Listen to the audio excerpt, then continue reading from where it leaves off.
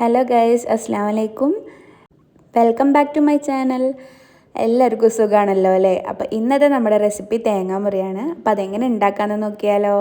അതിനായിട്ട് നമുക്ക് ചൂടായ ചട്ടിയിലേക്ക് ഓയിൽ ഒഴിച്ചു കൊടുക്കാം. അതിനുശേഷം കുറച്ച് സവോള, അതിൻ്റെ ഒപ്പം തന്നെ കുറച്ച് ഉപ്പും ഇട്ട് കൊടുക്കുന്നുണ്ട്. അത് നന്നായി ഒന്ന് വഴറ്റിയെടുത്ത ശേഷം നമുക്ക് പച്ചമുളകും ജിഞ്ചർ ഗാർലിക് പേസ്റ്റും ആഡ് ചെയ്ത് കൊടുക്കുന്നുണ്ട്. പിന്നെ പൊടികളായിട്ട് നമ്മളിതിൽ മഞ്ഞൾപ്പൊടിയും ഗരം മസാലയും കുറച്ച് കൂടുതൽ കുരുമുളക് പൊടിയും മാത്രമാണ് കേട്ടോ ആഡ് ചെയ്ത് കൊടുക്കുന്നത്. അത് നന്നായി ഒന്ന് വഴണ്ടി വന്ന ശേഷം നമുക്ക് കറിവേപ്പിലയും മല്ലിത്തലയും ചെറുതായി ഒന്ന് അരിഞ്ഞത് ചേർത്ത് കൊടുക്കാം. പിന്നെ ബോൺലെസ് ചിക്കനിലേക്ക് മഞ്ഞൾപ്പൊടിയും ഉപ്പും ഇട്ട് ഒന്ന് വേവിച്ച് വെച്ചിട്ടുണ്ടായിരുന്നു. അതൊന്ന് ക്രഷ് ചെയ്തതും കൂടി ചേർത്ത് കൊടുക്കുക. അതൊന്ന് മിക്സായി വന്നാൽ മതി. അതിന് ശേഷം നമുക്ക് 3 വലിയ സൈസ് ഉരുളക്കിഴങ്ങ് വേവിച്ച് പൊടിച്ചതാണേ, അതും കൂടി ചേർത്ത് കൊടുക്കുന്നുണ്ട്. അതും കൂടി മിക്സായി വന്നാൽ നമ്മുടെ മസാല റെഡി ആയിട്ടുണ്ട് കേട്ടോ. ഇനി നമുക്ക് അടുത്ത സ്റ്റെപ്പിലേക്ക് പോകാം അല്ലേ. അതിനായിട്ട് നമുക്ക് എത്ര സ്നാക്കാണോ ആവശ്യം അതിനനുസരിച്ചിട്ട് മുട്ട ബോയിൽ ചെയ്ത് മാറ്റി വെച്ചിട്ടുണ്ട്.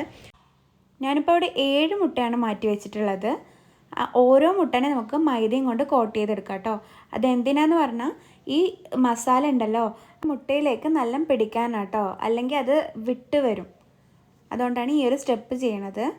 അതിന് ശേഷം മാറ്റി വെച്ച ഓരോ ബോൾസ് എടുത്തിട്ട് നമ്മുടെ മുട്ടനെ നന്നായി ഒന്ന് കവർ ചെയ്യണം.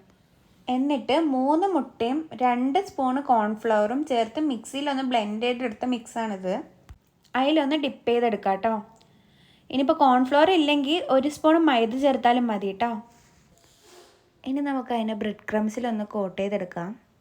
ഞാനിവിടെ ഡബിൾ കോട്ടിംഗ് ആണ് ചെയ്യണത്. ഇങ്ങനെ ചെയ്യണതുകൊണ്ട് എന്താണെന്ന് പറഞ്ഞാൽ ആ സ്നാക്ക് നന്നായി ഒന്നുകൂടെ ക്രിസ്പി ആവുകയും ചെയ്യും. പിന്നെ ആ ഒരു മസാല ഉണ്ടല്ലോ, ഗ്രീൻ കളർ മസാല, അത് നന്നായി ഒന്ന് കവർ ആവുകയും ചെയ്യും കേട്ടോ. ഇനി നമുക്ക് അതിനെ ആ തേങ്ങൻ്റെ ഷേപ്പിലേക്കൊന്ന് ആക്കിയെടുക്കാം.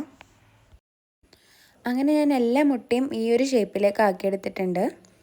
ഇനി നമുക്ക് എണ്ണ ചൂടാവുമ്പോൾ ഓരോന്നായി ഇട്ടിട്ട് ഫ്രൈ ചെയ്തെടുക്കാം. ഇതൊരു ഗോൾഡൻ ബ്രൗൺ കളർ ആവണ വരെ ഫ്രൈ ചെയ്തെടുത്താൽ മതിയാവും. അത് കഴിഞ്ഞ് നമുക്ക് സെർവ് ചെയ്യാം. അങ്ങനെ നമ്മുടെ തേങ്ങാമുറി ഇവിടെ റെഡി ആയിരിക്കുകയാണ് ഗൈസ്. ഇതൊരു മസ്റ്റ് ട്രൈ ആയിട്ടാണെന്ന് തന്നെ പറയാം കേട്ടോ. ഇനി നമുക്കിതിനൊന്ന് കട്ട് ചെയ്തിട്ട് കാണാം. കണ്ടില്ലേ എന്ത് മൊഞ്ചാന്ന് നോക്കിയേ. അപ്പോൾ എല്ലാവരും ഒന്ന് ട്രൈ ചെയ്ത് നോക്കി അഭിപ്രായം അറിയിക്കണേ. പിന്നെ നമ്മുടെ ചാനൽ സബ്സ്ക്രൈബ് ചെയ്യാത്തവരാണെങ്കിൽ ഒന്ന് സബ്സ്ക്രൈബ് ചെയ്ത് സപ്പോർട്ട് ചെയ്യണേ. താങ്ക്